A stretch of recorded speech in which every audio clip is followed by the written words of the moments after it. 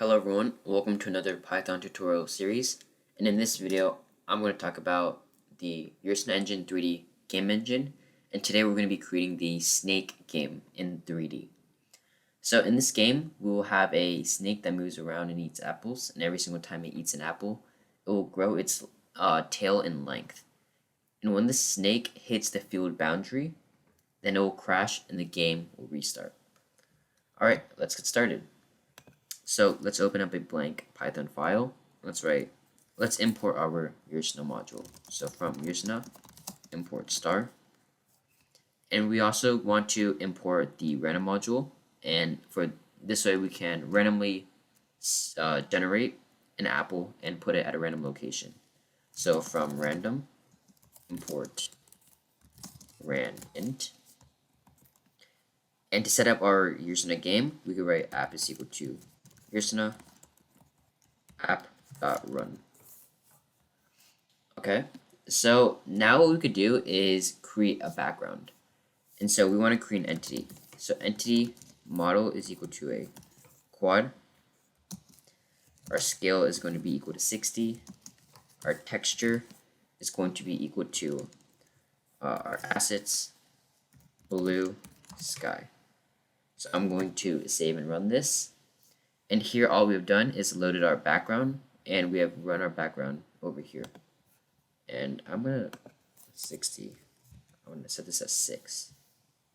Or actually I will set this at 60. And so we have a pretty nice background right now. And now that we have our background, let's create a game field. And so to create our field, I'll have a variable called field size, and this is going to be equal to 19. I'm going to create a field entity. So field is equal to entity, model is equal to quad, color is equal to color.gray, scale is equal to 12. The position is going to be equal to the field size variable divided by 2. Now here I'm using integer division. So the field position will be field size over 2 for the x, field size over 2 for the y, and negative 0.01 for the z. And so I will save this, and if I run, here we have our field at the top right. And so now let's add in our camera to have a better view of this field, because right now the positioning of the field looks a little awkward based on where the camera is. So I'm going to write camera.position. I'm going to quickly change the position of the camera to field size over 2, -18, -18. So the x is field size divided by 2, the y is -18, and the z is -18. I'm going to set the camera rotation around the x-axis equal to -56. And here we have a much better view of the field.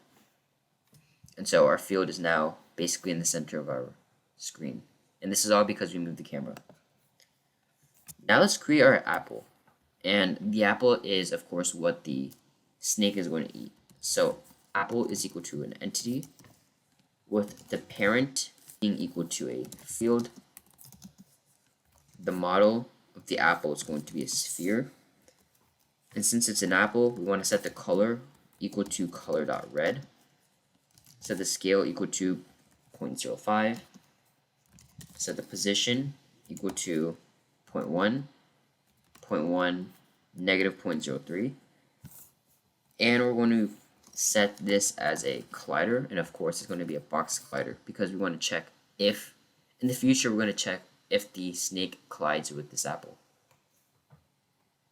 So here we use field as the parent entity, and we also add this box collider, and this is for collision detection later. And we talked about the entity class and object in our previous tutorial, so in this video I'm going to show you how we can use this method, create an entity class, an object as a snake. So let's run this. And here you see that I have an apple in the center right there. Okay, so now let's create an entity class for the snake. So up here, I'm going to create a class player entity,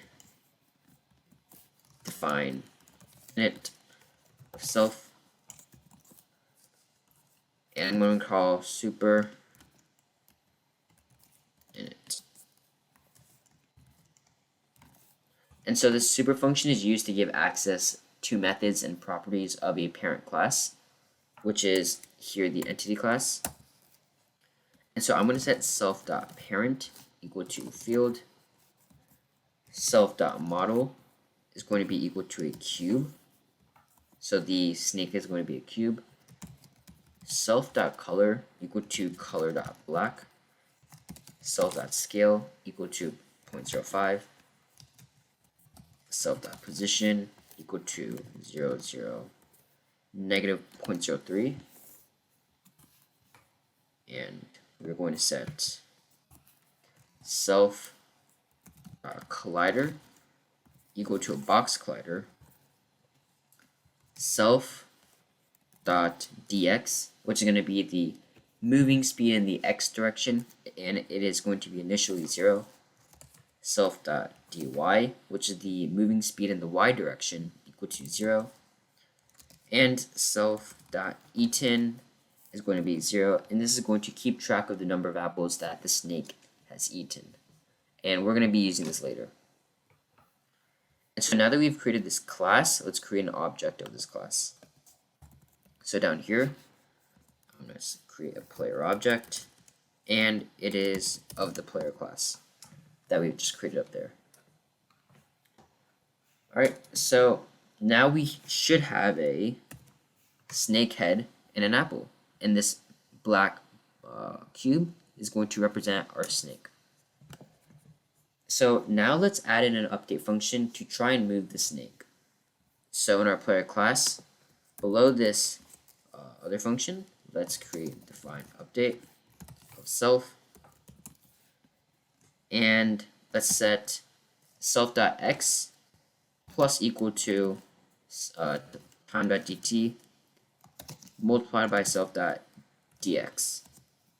And so as this update function is called, then the x position is going to increase by self.dx. And I'm going to do the same thing for the y. Plus equal time.dt multiplied by self.dy.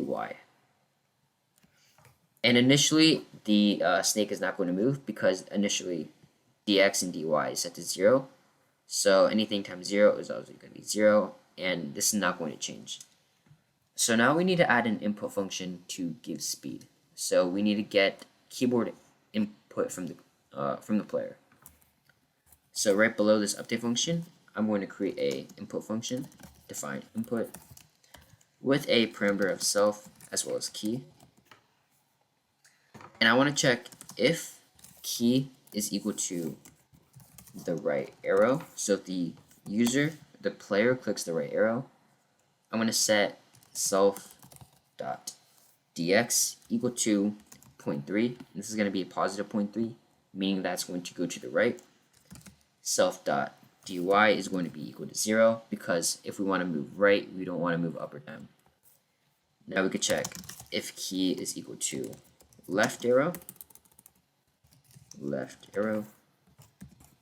We want to do the same thing, so self.dx, except instead of 0.3, it's going to be negative 0.3, meaning that we are going to be moving to the left. Now we could check for the up arrow. If the user clicks the up arrow, the change in x position is going to be 0, and the change in y position is going to be 0.3. If key is equal to down arrow, then I want self.dx going to be 0, and self.dy is going to be negative 0.3, meaning we're going down. And so I'll save and run this. Now we should have, or we should be able to move the snake when I press up, right, down, left. Oh, something wrong with the left, I think. Self.d, it should be self.dy. I'll save and run. Left, down, right, up. And here you can see I could freely move my snake up, down, left, right. There you go. However, you will notice that the snake can go out of the boundary, and I'm moving out of the boundary right now. So we need to add some boundary checking to make sure that the snake does not go out of the boundary. And so to check for boundary, we want to apply this in our update function. So I'm going to check for boundary checking. And I want to check the x and the y position of the snake. So if the absolute value of self.x is greater than 0.47, and that will be checking for the left and right boundaries, or the absolute value of self.y is greater than 0.47, greater than 0.47, and this would be checking for the top and bottom boundaries, then basically the user is lost since they have collided with the boundary. And when the user loses, I want to print on the screen, you crashed. And I can add some parameters to this. And some parameters I'm going to add is I'm going to set the position of this text equal to 0, 0. So 0 on the x, 0 on the y. I'm going to set the origin to 0, 0. I'm going to set the scale to 2. And the duration of this text for 2. And so that just means that it's going to be on the screen for 2 seconds. Now when the player crashes, what I'm going to do is reset the position. So self.position is equal to 0 on the x, 0 on the y. And I'm also going to reset dx and dy. So change the speed in the x position and the speed in the y position. So self.dx is 0, self.dy is equal to 0. Okay, so I'll save and run this. And when I hit a boundary, it should print out you crashed for 2 seconds. And there you go. And now you notice that my player did reset in the center, and it started out not moving at all. And I'll keep doing this. The left, right boundaries all work. Okay, so now that we have that done, you'll see that when I try to move my snake through this apple and try to eat the apple, all the snake does is phase through it. Nothing really happens. And there's really no collision. So our next goal is to add collision to the snake. Let's do that. And so in this update function, right above boundary checking, I am going to check for collision between the snake and the apple. So I'll have a variable called hitInfo, and this is equal to self.intersects. And so if hitInfo dot hit, then I'm going to set the apple dot x equal to a rand int between -4 and 4 multiplied by 0.1. And I'm going to do the same thing for the y position of the apple.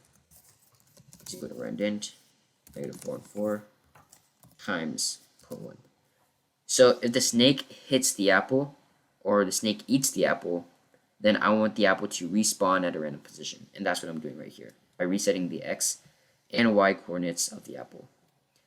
And we use the intersects function together with the collider and the entities to detect collisions, right there. And so when there's a collision, the apple will reset to random position. And I'm going to save this. And you'll see that when the snake does hit the apple resets to a new random position, and the position is therefore different every time. And you also notice that the apple is, when the apple resets, it's still inside of this boundary because we set the position, the x and y position from -4 to 4. Next, we'll make the snake grow longer each time it eats an apple. In the normal snake game, you know that when the snake eats an apple, the tail grows longer, and that's what we're going to be doing right now.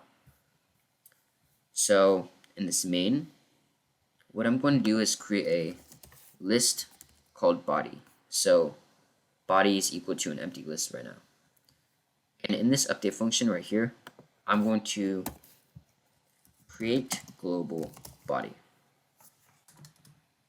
And so this is going to be a list variable, and it's going to store the new body of the entity into this list. So whenever the snake eats an apple, which is in this collision, I want to create a new variable, new body, and this is equal to an entity with the parent being equal to the field. The model is equal to a cube.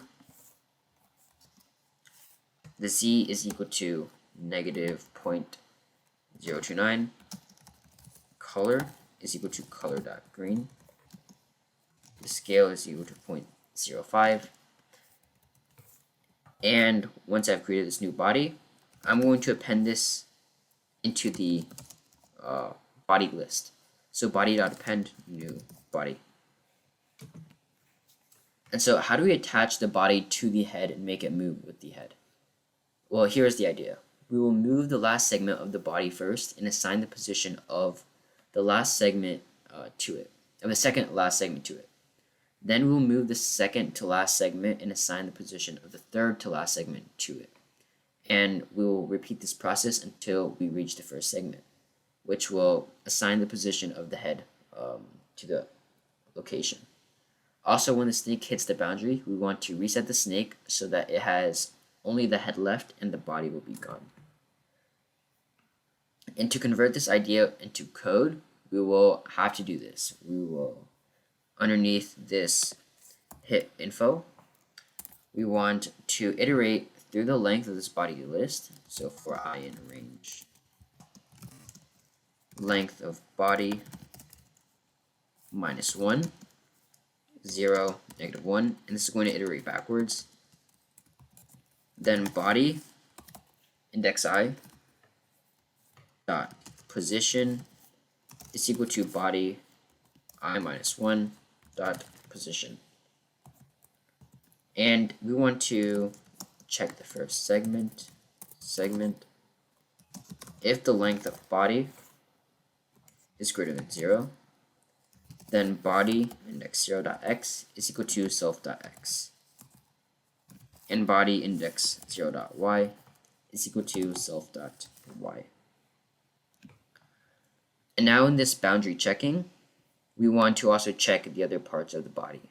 So for segment and body, segment dot position equal to 10, 10. And so if they crash, obviously we want body to equal an empty list. And I'll save and run this. Now if I eat an apple, I'll keep eating an apple. You see that I do have a tail and my body is indeed growing. So I'm going to eat a few more apples. And you can see my tail is growing even longer. Eventually, when I crash into the wall, like I'm doing right there, my body resets and I have no more tail left. So now we have now that we have basically implemented the basics of this game, we need to add a score and create a scoreboard to record how many apples the snake has eaten. First, let's create a text. So underneath this body list, let's have a text variable equal to text, and the text is going to be equal to an empty string for now. And now in this update function right here, in this player class, we want to create our global text variable as well. And so now if we collide with an apple in this if statement, we check for collision, then that's how you know that we want to increase our self.eaten variable from before. So self.eaten plus equal to 1. Text.y is equal to -1. And what this does is that it throws the previous scoreboard out of the screen. And now text is equal to text. Text is equal to, and we're going to be using an f string, apple eaten self.eaten, and the position is going to be equal to 0, 0, 3. The origin is equal to 0, 0. The scale is equal to 1.5. The color of this text is going to be equal to color.yellow. The background is equal to true. We're going to have a background. And so now if I save and run this, let's see what happened.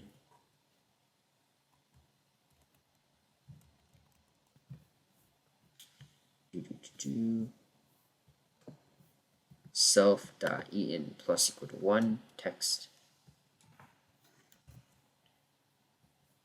It should be. So now if I, let's see.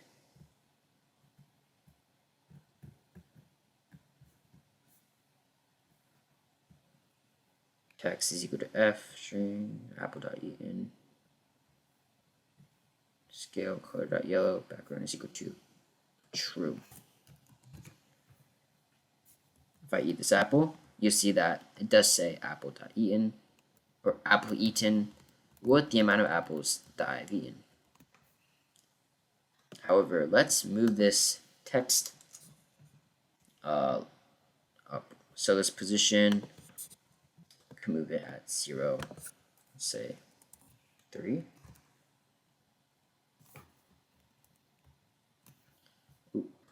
0, 3 is a little too high. 0.5. That's a little high too. I will set it at 0.3. And that works. So now we can clearly see that we have eaten 3 apples so far, 4, 5, I'll eat one more, 6, and we crashed. And we also want to reset the amount of apples that we've eaten. So whenever we reset, which is down here in the boundary checking, we want to make sure that the apples eaten is equal to 0. So just like how we reset the position of our snake, we want to reset the amount of apples that we've eaten. So self.eaten is equal to 0. So 1, I crash, and it should be 2, 0. We also want to change this as well. So text to -1.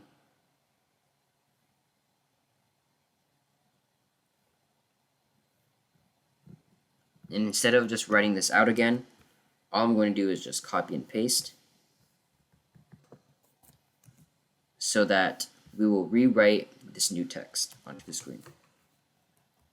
So 1, I crash, is 0. 1, 2, 3, I crash, and when we crash, our resets the amount of apples we've eaten. So again, when we crash, we reset the amount of apples.